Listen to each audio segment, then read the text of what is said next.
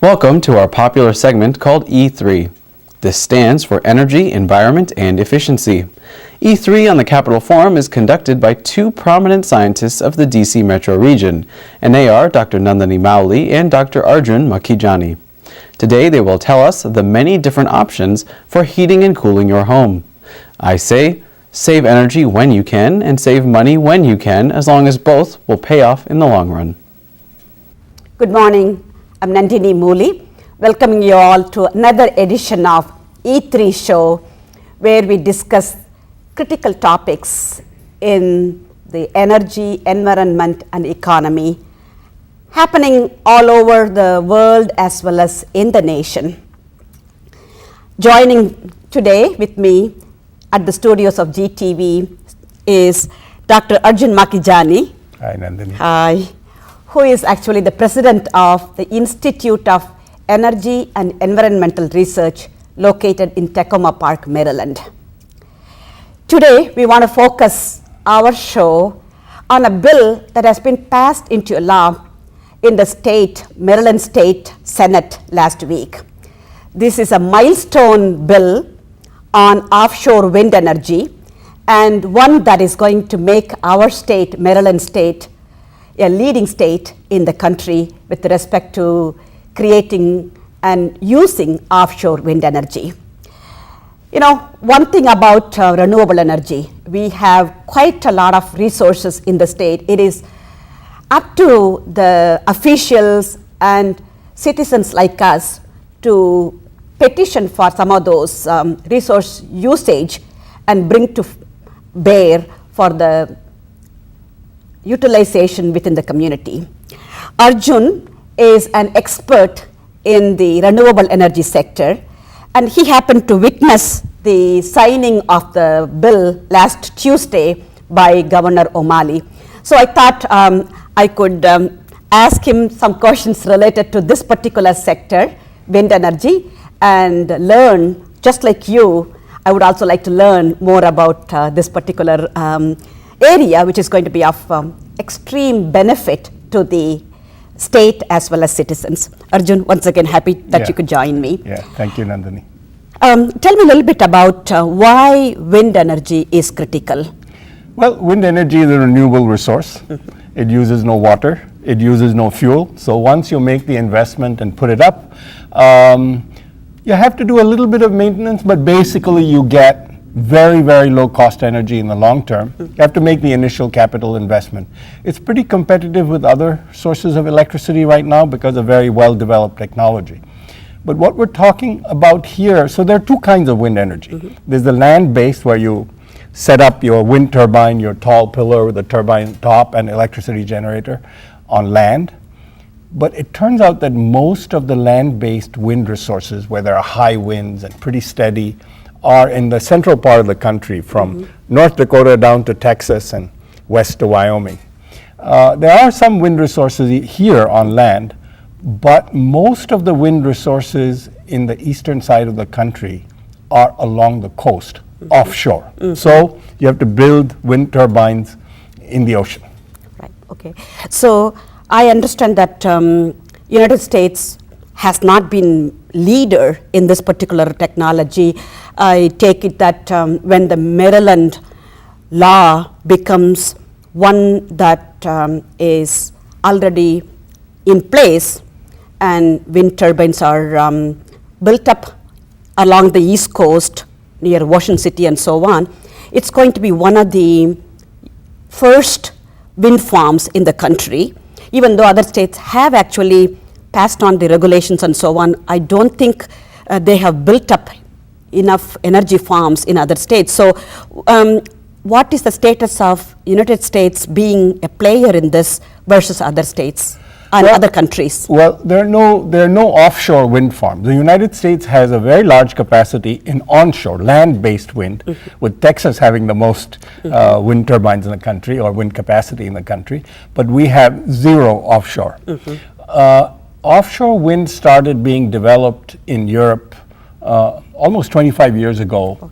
Denmark, already a leader on land-based wind energy, also became a leader in offshore wind energy and then was joined by other European countries, Germany, Sweden.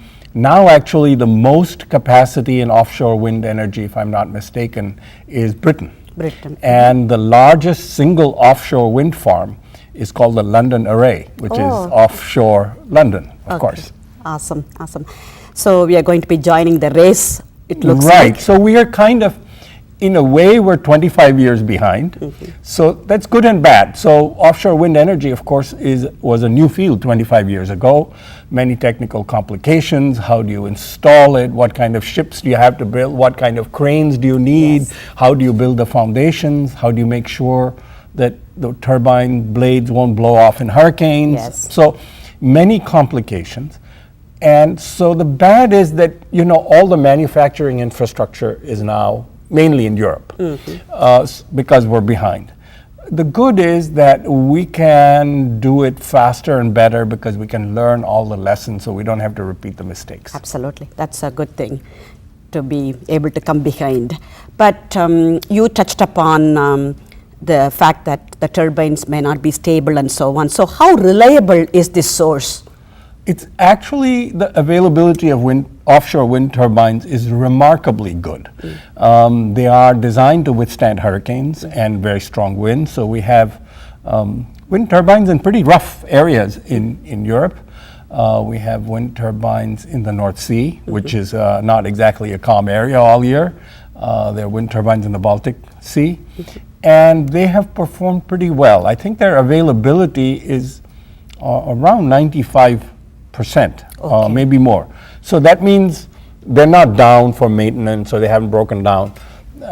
Now, they're not generating electricity at capacity 95% of the time because that depends on how much wind is blowing. Right. So on average, the capacity factor, that is how much electricity is generated compared to theoretical maximum, is about 40, 45, 50% in the best cases. Okay, that's probably in tandem with some of the other renewable sources also, I would say solar and other sources also. Now in Germany they have that. In Germany they have a lot of land-based wind and they have a lot of solar. So Germany is actually the leading example of how to marry wind and solar. Mostly land-based, they're also doing offshore now. Okay, very good.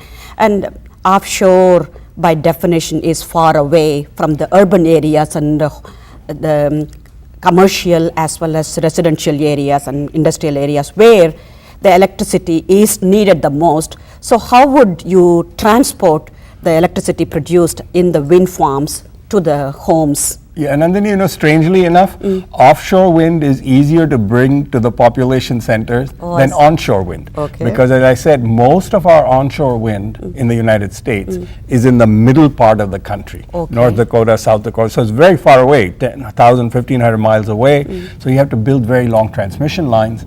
Offshore we don't have the technology yet to build them in deep water. It is being developed by the Norwegian oil company, actually, Statoil. But so it's 10, 15 miles offshore. Okay. We have tens of millions of people living near the coast. So we have the technology to have undersea transmission lines. I see. So basically you have an undersea transmission line, you bring it on shore and you connect it to the grid. And so it's not a very long transmission line. You don't have hundreds or 1,000, 1,500 miles of transmission line. Instead of that, you have 10, 15 mile feeder to the shore, and maybe you have a transmission line connecting the wind farms up and down the coast. Okay, very good. Okay.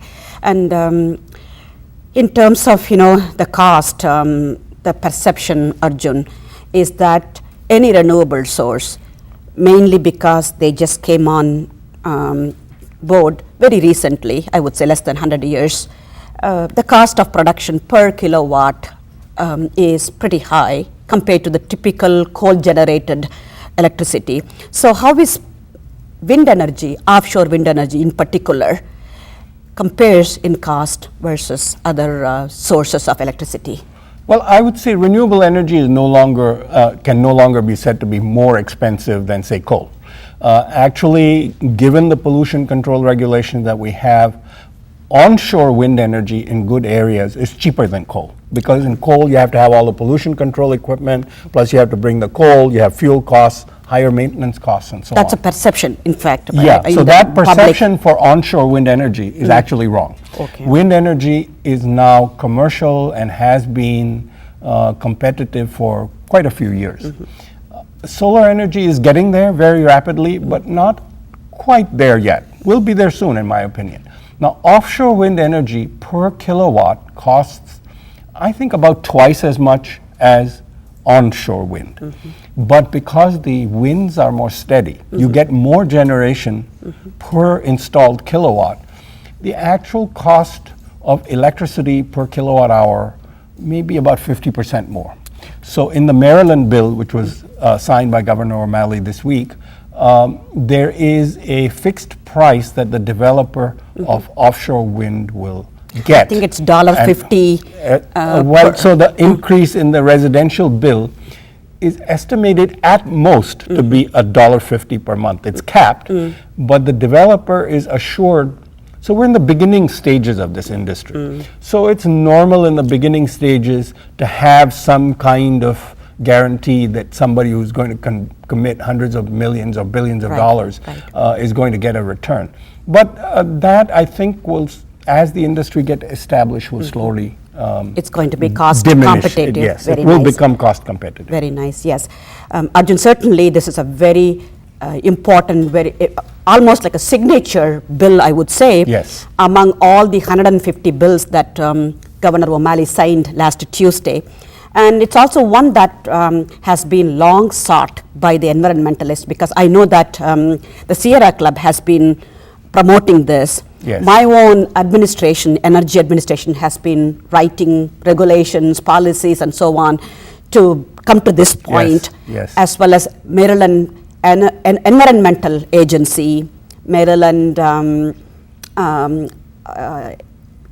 Energy, all kinds of different agencies have played a part sure. in making this particular Yes. bill come through, and we are extremely, extremely happy that this happened recently. Right. And And congratulations to all. If the Right. viewers happen to be part of this particular Trade Ally Right, network, right, very much. we have a thumbs up around this particular bill, and so we are quite looking forward to having this initiative also bring forth a lot of job opportunities. You know, O'Malley also said that part of the money that's going to be generated is going to be given to the underrepresented minority groups in bringing jobs to their communities. So it's one that is going to be a win-win everywhere. So we look forward to having your feedback also on this particular bill, and you can write to thisisgtv@gmail.com about this particular show, and let's hear your views. And please do tune in to the same show next week, same time. This is Nandini Mooli signing off from the E3 show. And this is Arjun Makhijani. Thank you very much. Good morning.